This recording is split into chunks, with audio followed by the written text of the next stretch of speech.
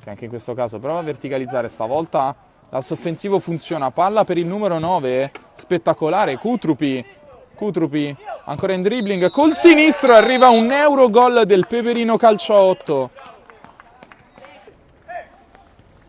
Può avanzare con il suo numero 4 il Peperino, allarga sulla sinistra, cross in mezzo, la girata al volo e arriva la rete, ancora una volta fantastica del Peperino.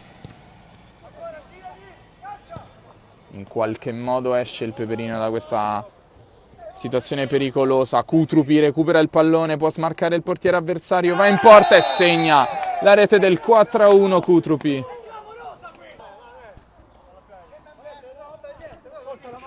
Che fa freddo.